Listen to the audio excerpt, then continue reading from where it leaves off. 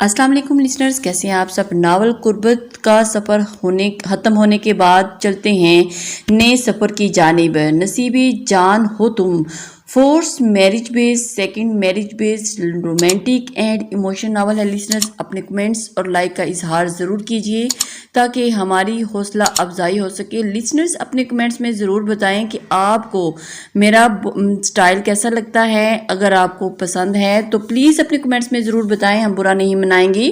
یہ ہمارے لیے ایک اصلاح ہوتی ہے جس کو ہم کور کرنے کی کوشش کرتے ہیں۔ ابھی تک میرے خاموش لسنرز کچھ بھی نہیں بتاتے، اور اپنی پسند کا کوئی ناول بتائیں جو میں آپ کے لیے لے کر آ سکوں۔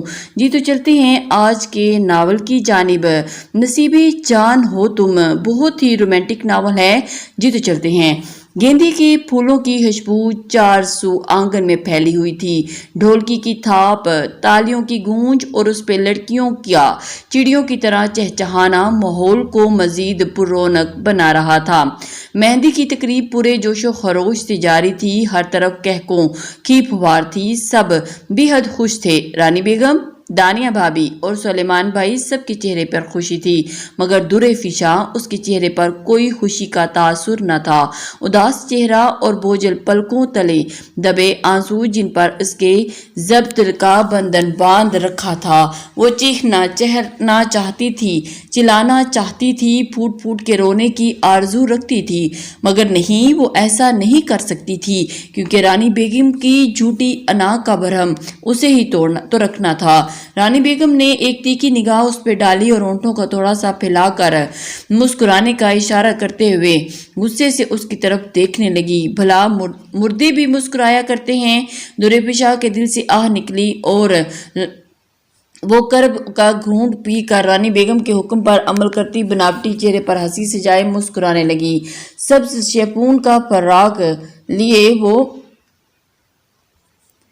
جس پر گھوٹے کی تاروں سے نفیس کام ہوا تھا، سر پر نفاست سے پیلا دوپٹہ اوڑھے، کانوں میں موتیوں کے پھولوں سے بنے ننھے ننھے آویزاں پہنے، گیندے اور موتیوں کے پھولوں کا خوبصورت ٹیکا ماتھے پر سجائے، سنہرے لمبے گھنے بالوں کی ڈھیلی چوٹی کیے، دھلے ہوئے چہرے اور آنکھوں میں باریک سی کاجل کی دھار لگائے، وہ سادگی میں بھی اپسراؤں کو مات دے رہی تھی، لیکن اس کی خوبصورت غمدار پلکیں جو مسکراتے سے قدرے گھنی لگ رہی تھی، ان میں نمی موجود تھی۔ کوئی دکھ اسے اندر ہی اندر دیمک کی طرح چاٹ رہا تھا۔ سدا سہاگن رہو درِ فشاں۔ مہندی کی رسم پوری کرنے اور ماتھا چومنے کے بعد رحیلہ چچی نے اسے دعا دی اور اس نے اپنی بوجھل پلکیں اٹھا کر رحیلہ چچی کی طرف تعجب سے دیکھا۔ درِ فشاں کی آنکھوں میں جھلملاتے ہوئے سرخ ڈورے رحیلہ چاچی کو اس کے دل کا حال واضح بتا رہے تھے۔ جس پھول کو وہ اپنے آنگن میں سجانا چاہتی تھی وہ رانی بیگم کی انا کی بھیٹ چڑھ گیا تھا۔ بیٹے کو انگاروں پر سلگتا چھوڑ کر وہ بھتیجی کی مہندی میں جس حوصلے سے شریک ہوئی تھی، صرف وہی جانتی تھی۔ رانی بیگم نے تنفر آمیز لہجے میں انداز میں رحیلہ چچی کی طرف دیکھا تو فوراً رانی بیگم کو تنفر انگیز انداز کو بھانپ گئی اور سرعت سے اسٹیج سے نیچے اتر کر وہ دور دیوار کے پاس رکھی کرسیوں میں سے ایک کرسی پر جا کر بیٹھ گئی۔ دانیہ بھی ان کے پیچھے گئی اور مہمان نوازی کے فرائض انجام دینے لگی۔ دانیہ بلا شبہ ایک خوش اخلاق لڑکی تھی اور اس کے خوش مزاجی کی گواہی سارا خاندان دیتا تھا، جبکہ رحیلہ چاچی کا وجود رانی بیگم کی آنکھوں میں کانٹے کی طرح چبھ رہا تھا۔ پھر کچھ سوچتے ہوئے انہوں نے صبر کا دامن تھام لیا اور بیٹی کی مہندی کی تقریب کا لحاظ رکھتے ہوئے خاموش ہو گئی۔ لیکن رنگ میں بھنگ اس وقت پڑا جب اچانک سے تمام لائٹس آف ہو گئی اور ہر طرف اندھیرا چھا گیا۔ سلیمان، ارے بیٹا ذرا دیکھو یہ لائٹ کو کیا ہو گیا ہے۔ رانی بیگم ہڑبڑا کر اٹھ کھڑی ہوئی اور سلیمان کو آوازیں دینے لگیں۔ آنگن میں عجب شور برپا ہو گیا۔ اماں آپ پریشان نہ ہوں، میں دیکھتا ہوں۔ گپ اندھیرے میں سلیمان رانی بیگم کو تسلی دیتے ہوئے باہر جانے ہی لگا تھا کہ لائٹس دوبارہ سے آن ہوگی۔ رانی بیگم نے شکرانہ ادا کیا اور منہ کھول کر ایک لمبی سانس خارج کی۔ سلیمان نے بھی شکر ادا کیا اور انتظامات دیکھنے کے لیے فوراً باہر کی جانب لپکا۔ ڈھولکی کے قریب بیٹھی لڑکی اب نیا گیت گانے کے بارے میں سوچ رہی تھی کہ گٹار پہ کسی نے دھن چھیڑی۔ تمام لڑکیاں بالخصوص رانی بیگم سمیت میں وجود ہر شخص نے دھن کے تعاقب میں ایک دوسرے کو دیکھا، جہاں عالم کرسی پر بیٹھا ہاتھ میں گٹار کے تاروں کو اپنی انگلیوں سے متحرک کرتے ہوئے ایک ہلکا سا ساز بجاتے ہوئے خوبصورت گیت گانے لگا۔ گٹار کا دل فریب ساز سب کو اپنی طرف متوجہ کر گیا، جبکہ رانی بیگم کا تو منہ ہی کھلے کا کھلا رہ گیا۔ دوسری جانب رحیلہ چچی کے چہرے کی ہوائیاں اڑ گئیں۔ جب ہماری شادی ہوگی تو کیا تم مجھے اپنے گٹار پر کوئی گانا سناؤ گے؟ محبت کے سے پوچھے گئے انداز کا جواب وہ بے پناہ محبت سے دے گیا۔ تم خواہش کرو میں پوری نہ کر سکوں، اتنی کھوکھلی محبت نہیں ہے میری۔ تم کہو تو ہر گیت تمہارے نام کر دوں۔ اس نے خماریت سے کہا تو وہ کھلکھلا کر ہنسنے لگی۔ درِ فشاں کو اپنا وجود محبت کے نشتروں کی چبھن سے چھلنی ہوتا محسوس ہوا، جہاں عالم کی آواز کی سماعتوں میں نشتر چبو رہی تھی۔ کیسے جیوں گا، کیسے بتا دے مجھ کو تیرے بنا، کیسے جیوں گا، کیسے بتا دے مجھ کو تیرے بنا، آنکھوں میں اشکوں کی برسات لیے وہ درِ فشاں کی جانب دیکھ رہا تھا۔ تیرا میرا جہاں لے چلوں میں وہاں، کوئی تجھ کو نہ مجھ سے چرا لے، لب و لہجہ رنج کے سمندر میں غوطہ زن تھا۔ درِ فشاں ایک ٹک اسے ہی دیکھ رہی تھی۔ رکھ لوں آنکھوں میں کھولوں پلکیں نہ میں، کبھی تجھ کو میں مجھ سے چرا لے، اندھیروں میں گراہوں میں دکھا دے مجھ کو سویرا میرا، بھٹکتا ایک مسافر دلا دے تو مجھ کو بسیرا میرا۔ اشکوں کی مالا اب ٹوٹ گئی تھی، مگر گٹار کی تاروں پہ کانوں میں رس گھولتے اور دلوں کو رنجیدہ کرتے سروں پر اس کی گرفت ابھی تک مضبوط تھی۔ جاگیر جاگیر راتیں میری روشن تجھ سے ہیں، سویرا تو ہی میرے جینے کی وجہ، جب تک ہیں یہ سانسیں میری ان پر ہیں صدا حق تیرا، تو ہی تجھ سے ہے میری دعا، کیسے جیوں گا، کیسے بتا دے مجھ کو تیرے بنا۔ درِ فشاں نے ایک دم ہی اپنے جھکے ہوئے سر کو اوپر اٹھا کر اس کی طرف دیکھا، جہاں عالم کی آنکھوں میں اشک رواں تھے، آواز میں درد بھرا تھا۔ گٹار کی تاروں پر اس کی متحرک انگلیاں گیت کی آخری دھن بجاتے بجاتے مدھم ہو رہی تھیں۔ تقریب پر سحر طاری تھا۔ رانی بیگم کا غصہ آسمان چھونے کو تیار تھا، مگر وہ اپنی مٹھیاں زور سے بند کیے خاموش بیٹھی تھی۔ دانیہ بھی پریشان انداز میں چلتے ہوئے رانی بیگم کی پشت کے پیچھے آ کھڑی ہوئی اور آہستگی سے ان کے شانوں پہ ہاتھ دھرے۔ وہ گیت نہیں تھا، درِ فشاں کی گھائل روح کو مزید گھائل کر دینے والے الفاظ تھے۔ اس کے صبر کا پیمانہ ٹوٹ کر کرچی کرچی ہو گیا تھا اور اب وہ مزید دنیا نہیں نبھا سکتی تھی، جہاں عالم کی نظروں کے خاموش پر خون آلود نشتر کہیں ایک بیٹی کو ہونے کے فرض نبھانے کی راہ میں حائل نہ ہو جائیں۔ وہاں پہ اس کے دل کی سزا بلند ہوئی اور اسی شش و پنج میں مبتلا وہ آنسوؤں کی لڑیاں سمیٹتے سرد سے اٹھی اور زمانے کے رسم و رواج کو پرواہ کیے بغیر سیڑھیاں چڑھ گئی، اور اپنے کمرے میں پہنچتے ہی اس نے دروازہ پٹاخ سے بند کیا اور اپنے بے جان بوجھل وجود کو پلنگ پہ ڈھیر کیے۔ وہ ہچکیوں کا بند توڑتے ہوئے زاروں کی تار آنسوؤں کا سمندر جس پر اس نے ماں کے مان اور بھائی کی عزت کا ضبط باندھا رکھا تھا اب وہ ٹوٹ چکا تھا۔ وہ سیلاب کی مانند تیزی کے ساتھ اس کے اندر موجود غم کو بہا کر لے جا رہا تھا۔ بس بہت ہو گیا، تمہارے اس آوارہ بیٹے نے ہماری عزت خاک میں ملا دی ہے، آج سارے زمانے نے ہمارا تماشا بن گیا ہے۔ سلیمان مہندی کی تقریب میں آئے لوگوں سے معذرت کرتے ہوئے انہیں رخصت کر رہا تھا۔ رانی بیگم کا پارا فل ہائی تھا، اس کے صبر کا پیمانہ اب ٹوٹ چکا تھا۔ وہ آگ بگولا ہوتے رحیلہ چچی پہ برس پڑی۔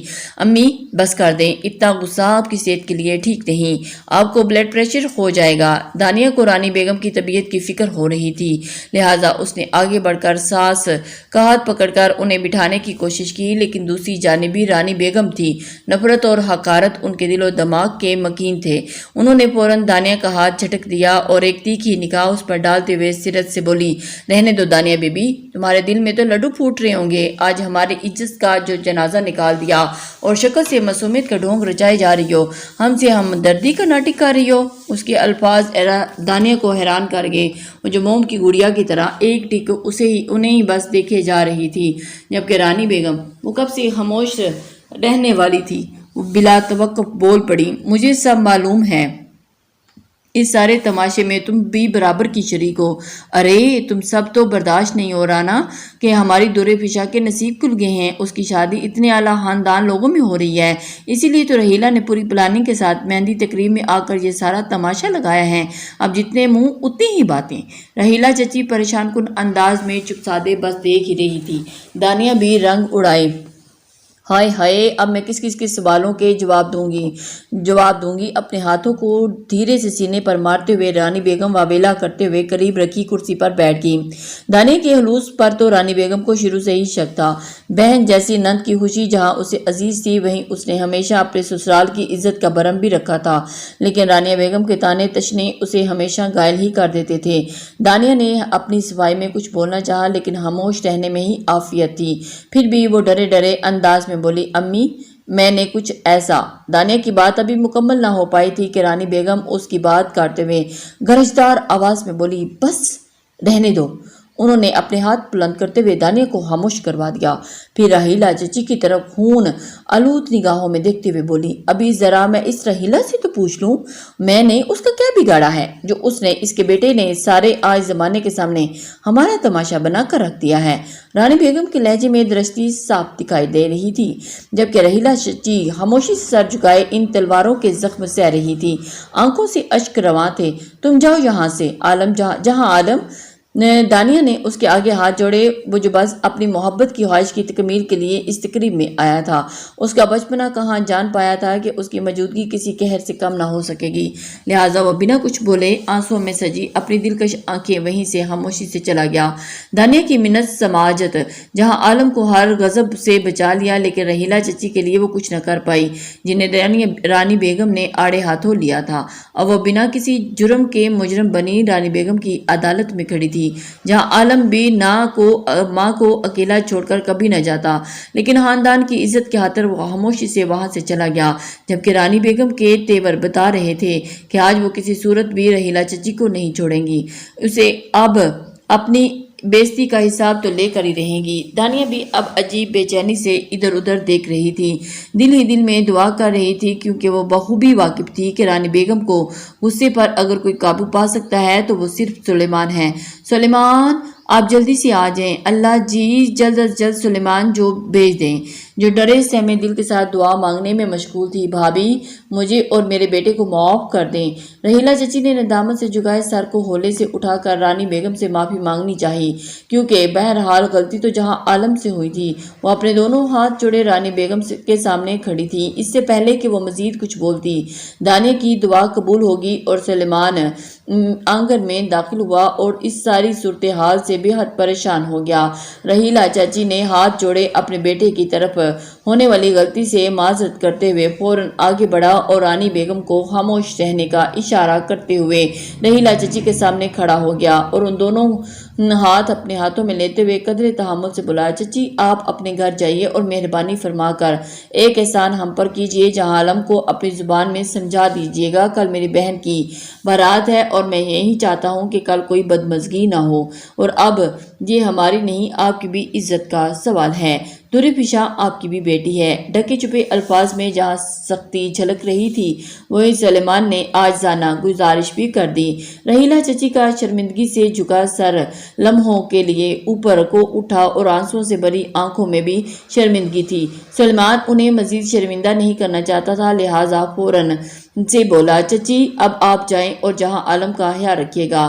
سلیمان نے ادب کے ساتھ انہیں جانے کا کہا تو وہ کچھ بھی بولے بنا قدم بوجھل کے ساتھ جانے لگی، لیکن جاتے جاتے ایک نظر رانی بیگم کی طرف دیکھا تو رانی بیگم نے سرت سے اپنے چہرے کا رخ موڑ لیا، لہجے میں تنفر صاف عیاں تھا۔